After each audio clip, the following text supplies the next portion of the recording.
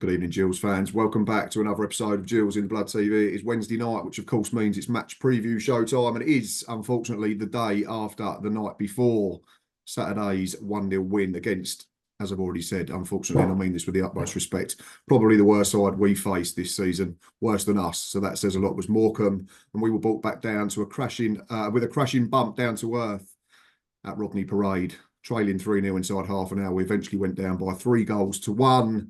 Could have been more than that. Newport, I think, played in second gear most of the second half, and there's more fallout and more answers needed from various questions.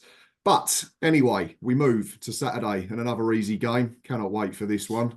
Bradford sit here in town, absolutely flying under Graham Alexander, and I am pleased to say, first and foremost, I'm joined once again by Chris Windsor. He's, of course, a Bantams fan. You can find him on X at Dizzy Up the Guy. We'll put his details in the description at the bottom of the video. Welcome back, Chris, first and foremost. Obviously, in terms of football, you're a lot happier than I am at the moment.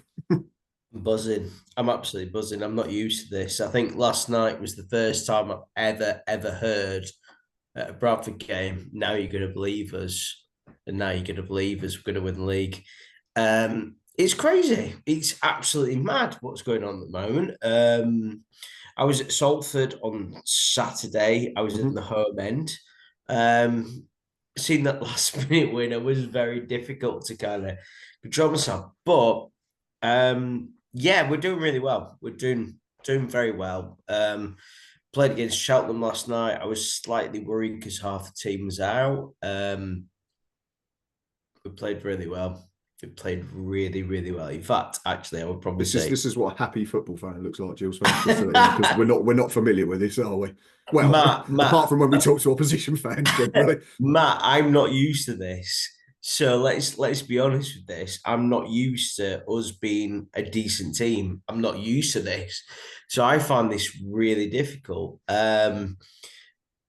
But it's interesting. It's been a crazy league, hasn't it, though? It's been a totally crazy league. You know, you look at kind of like, I think I had MK Dons picked for number one. I thought they'd walk the table. Then what, they 17th, 16th or something like that at the moment. Yeah. I thought about yourselves. I thought you'd probably be second. Football, yeah. The beautiful game, apparently, yeah, which I'm sure you can get on board with a little bit more than us at the moment. But yeah, you've spoken about wins recently against Salford and Cheltenham, and before that, there's been victories against Accrington, MK Dons, and Bromley as well. The only blemish in the last six for Graham Alexander's men is a draw, if you can call it a blemish, away at Newport. So it's 16 points from the last 18 available. And you currently sit second with 66 points from 35 games. For the Gills, it's the opposite end of the spectrum in terms of form and position. It's been a single win in the last six. That came against Morecambe on Saturday. Otherwise, there's been 3 draws against Walsall, Crewe and Carlisle, and defeats against Fleetwood and Newport County. So it's 6 points from 18 available. We currently sit 19th with just 38 points from 34 games. Chris, I think it's fair to say that from Boxing Day onwards, I mean, looking at the games and that you've lost one game in 15 in League Two, which is absolutely staggering. But to even sort of emphasise that even more, it's not like there's been loads of draws. There's only been 2 draws as well. So it's 12 wins in 15, which is a phenomenal run of form. 38 points from 45 on offer. Absolutely ridiculous. I think it's fair to say that you're not just, the form team in League Two. You're probably one of the best sides in the entire 92 at the moment. Tell us about it. Come on, make us jealous. Do you know what? I remember that. So my birthday's Boxing Day, and I had a message from a friend of mine called Ryan Bell, and he messaged me about, and I said, I'm not going to go to the game today because I couldn't anyway because I was doing family stuff. And I said, anyway, it doesn't matter anyway because we'll just fall apart. It's been crazy. It's definitely got to do with the fact that Patterson and Sarcevic have come back into the team. So both of them were injured very early on in the season. When we've had those back, my God, we've been incredible and we just look like we're always going to score. I've got a mate of mine who he came to the Salford game and he's a Leeds United fan and it's the first time he's watched us since Phil Parkinson. So to your subscribers, listeners, Phil Parkinson's team, we got to the League Cup final. We won on the playoffs. We always kind of use that as kind of like a kind of like a level of what we should be. Mm-hmm. And he said straight away, he said, "This is better than Parkinson's team." High praise It's indeed. that he's genuinely that good. It's a joy to watch. We had half the team out last night and we win 3-0. There's players that we brought in January where you kind of think, are they going to do anything? Are they going to be capable? They're all coming through now. It's strength in depth and it's great. It's absolutely. I just don't even know how to explain it. To be honest with you, I've never been in this position. It's Bradford City have had the worst 20 years, I think, of any football club. And I will say that. And I genuinely will. And I believe that. We went relegation, relegation, relegation. We had one season where we went up. We're not used to this. And it's so crazy to think this. But things are different. Things are totally different at the moment. I mean, I'm not going to lie. We go up this season. Yeah, I think, and it's weird because, like you mentioned names at the start of the show, and I must admit, we spoke last season. I said last year it felt like you was relying on probably 3 or 4 players, and if they were injured or not on their game, then you became a very average League Two team. And I'm talking like at the time it was like Andy Cook, the goalkeeper, who's since left. Harry Lewis, is it? I think. Yeah. And then there's a couple of others, but this season, I mean, I've written down, if I'm looking for positives from a Gills perspective, at least Andy Cook won't score against us because he always seems to net against us.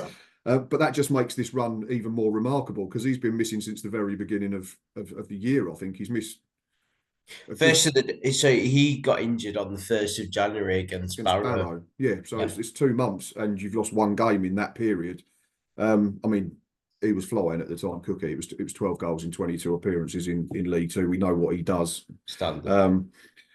Has it been a case of, because looking at the numbers, it's not like you look at it and you go, oh, there's one player that's taken over the mantle. It's not like someone's come in as a direct replacement for Cook and scored loads of goals. It looks to me like it's been a proper squad effort. You've mentioned Sarcevic, you've mentioned other players. You've got plenty that have got sort of between 4 and 6 goals. Everybody's contributing. Is that what's got you to where you are at the moment? It's almost like you've gone, right, we've lost Cookie. I'm not saying let's get promoted for Cookie or anything like that, but it's like everyone's gone, right, we've got to step up to the plate here and create a sort of a mentality where we cover the loss in terms of what he's going to score for us. I think it's the tactics change. So I think that obviously when you've got Cookie, you expect that the ball always gets lumped to him, which is what we did for a long time in the period. And that's what we did. So he got injured. We had to look at other options. So in January, we were expecting to bring another forward in. We didn't bring another forward in. We play on the ball, we play on the floor now, which is something that we haven't done. It was always looked forward to Cookie. So I think, to be honest with you, there's so many players right now in this team that are absolutely excelling.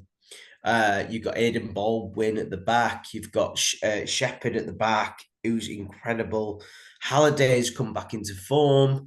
In fact, you know what? To be honest with you, I could go through them all, and they're all really stepping up, and they're all really performing. And I think there's a big argument between City fans that was Andy Cook getting injured a good thing for Bradford fans? For Bradford. I'm not entirely sure I agree with that. I think that what's happened is we brought in Sarcevic and Patterson at the same time. They've both been injured for the first 6 months of the season. They've come back and it's totally changed our game. But however, I say that, but when I watched last night where, 4 of our players, so Bobby Poynton, who is one of our own, wasn't playing, all of those players weren't playing, yet we win 3-0. comfortably 3-0 as well. It Yeah. was yeah, I think it's probably I think it's very true that, you know, when you're on a winning run as a football club, you just win, don't you? It just comes naturally. Yeah, absolutely. And I think that was definitely what happened last night.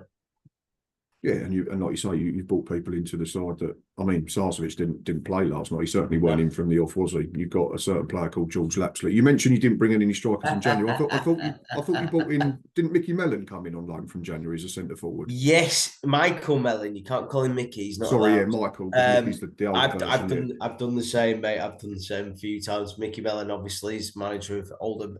We brought him in January. Didn't go too well at Stockport, so he went back to Burnley. We brought him in, scored 2 goals. Some guy called Lapsley scored 2 goals last night. I'm not quite sure who we signed him from. No comment. Should we just end it now? But this is the thing. You mentioned that January, and you say that. So you've got people come back from injury like Sarcevic. That feels like a new signing because they've missed large periods. Totally. In terms of bringing in Mellon to replace Cook, because the easy option could have been you could have tried for Dane Oliver again, and we know it's not worked, but it's a more like for like swap, isn't it? But you've said, right, no, let's rip it up and we'll change it. And you've done that, and you're excelling. And looking at that system that you played last night, you played Mellon, who's, you know, he's not a target man like Cook, not even close. And then you've got 2 mobile 10s that have played off of him. And it's Mellon and Lapsley that get the goals. But your January business looked really clever to me. Lapsley came in. Obviously, he's taken his time to get going. First start, obviously, week before he plays us, typical. Michael Mellon's coming. He scored a goal last night, so we'll be playing with confidence. Tommy Lee coming from MK Dons, good player at the level. We know that historically. Romani Critchlow, you've had before on loan, I think, has now come back. You're not just adding depth, but you're adding people that are first team ready if they're called upon, aren't you? And that's what you need to be getting yourselves into the top 3, or dare I say it, trying to challenge for the title. Yeah, I completely agree with that, and I think that's something. It's like, obviously we'll talk about George in a bit, but George's been waiting for 2 months to get actually a first team appearance. Where at one point he wasn't even in the squad. But we've signed really, really well in the summer. Critchlow, sorry, in January. Critchlow has been phenomenal. He's got injured, unfortunately for himself, but we've signed really, really, really well. It's like, people going, oh my God, we've got too many midfielders. But actually what's happened is, because of all the injuries and stuff, that has worked in, kind of our favour, because we've, been able to rely on those kind of midfielders, or Michael Mellon. And they all seem to have that same drive. They seem to have that same understanding. And I genuinely, I'll be honest, Matt, I'm just lost for words at the moment. It's so good to watch. It's I'm not used to this. I'm really not used to this. No, it's great to see. And we take out the fact that you're playing us at the weekend. Everyone wants to see football fans enjoying their time at football and winning football matches, because that's why we do it, isn't it? Obviously, I'm hoping that you're absolutely rubbish on Saturday for 90 minutes, but that's me clutching at straws again. Come on then, let's talk about George Lapslie. I'll let you have the floor for a minute or so. It's been 4 substitute appearances. I did laugh. He come off the bench and got booked within a minute of his debut. That's George all over. He's always been one that's willing to put his foot in. But yeah, 4 substitute appearances in 2 months. Gets his start last night. Absolutely phenomenal. Looking at the stats online that I use, he's got a rating of over 9. Scores 2 goals in just over an hour. Another shot off target, pass completion really high, but I think his work off the ball is really good. If you're looking at sort of Jules, he's won 10 out of 13 Jules overall as well. So you're going to get Jules doing both sides of the game. Tell us about him and how he settled in. And you can tell us about the interview as well, if you like. That's fine. That's been all over online today. I think when we signed him, obviously, I think it was even before January, wasn't it? The deal was kind of announced probably about the 30th of December. They said that we're going to sign Lapsley. You guys were going to release him, and that was kind of unprecedented in a lot of ways. He's waited a long time to get into this team, which says a lot as well, by the way. He's not been on the bench for a few of the games. There's been a lot, I wouldn't say concerns, but whether he's going to be capable. However, last night I thought he was absolutely brilliant. And you know what? The thing is, like I listened to Graham Alexander after the game, and he said that he'd had chats with him and said, "Listen, we do really appreciate you. We do really like you. Just give it time. Just give it time. And when you get your chance, do it." And I thought it was very interesting, something that we talked about earlier on in the day as well. His comments about Gillingham. Mm-hmm. What do you think to that? We've all seen it. What do you think to that, though, Matt? It's an indictment of where we are as a football club. I don't want to say anymore because I've said it 1,000 times and I'll say it 1,000 more. But and you talk about George and the fact that he's had to bide his time and he's been on the bench and he's not got on or he's been left out of squads. We also have to remember this is the same George Lapslie that got told at the end of last season he could leave Gillingham Football Club. So if any player in that sort of position is going to down tools, it'd be someone that's been told they're not wanted, they're not needed. And I get there's a professional pride that says that you don't do that, but it does happen. It didn't happen once with George, and his character throughout that time was absolutely spot on. He was probably our best player first 2 months of the season. The only issue we've had with George is that he's always picked up niggly injuries for 2 years with us. So he'll have a good game, and then he'll pull hamstring, or he'll have a good game and calf strain. So then you don't see him for 2 to 3 weeks. And for him and for you, I hope he stays fit because he is capable of being one of the best in that position if he does get a regular run of games. Again, I'm hoping he's crap on Saturday if he starts, or he stays on the bench if that's where he is from the off. But in terms of the interview, not to go into it too much, it says where we are as a football club, doesn't it? So because if you're a team as Bradford City are that are gunning for promotion, you're probably, and I dare I say this, you're probably the biggest club in the division in terms of stadium, infrastructure, fan base, that type of thing. I think that's fair to say. It'd be unusual for you to go to a team that was probably 14th, 15th in the league at the time. Yeah. So why are you suddenly looking at players like that to get yourself from the next level, which was probably 8th, 7th, 6th to the top 3? It says more about the club that you're taking the player from than probably the player's character himself. And performance against Cheltenham says that he's good enough to do it for Bradford. Yeah, totally. And I think that's a fair point. But I look back at last night and I think he was absolutely unbelievable last night. Mm-hmm. He should have got a hat trick. Maybe it's probably saving the last one for Saturday. No, but I mean, like, this is the crazy thing, isn't it? And it's like, he talked about playing with his mates. I think he mentioned in his interview. And what did that mean? I don't know whether he fell out with the other Gillingham players. I don't know whether that was, that's me picking up things that probably aren't there. But he mentioned about, I just enjoy playing with my mates. And I just thought, is there something there? Is it? We'll let people make their own decisions, Chris. Yeah. Anyway, let's talk about the manager, Graham Alexander, because I think it's fair to say, and we spoke, we're in a WhatsApp group with a few other League Two fans, and I think it was fair to say that a lot of people agreed that the appointment of his at MK Dons was completely the wrong fit in terms of what Graham's style is, his approach to, and I mean this with the most respect to Bradford. I think he's always been renowned as being a manager that sets his teams up to play in the way that he played the football on the pitch.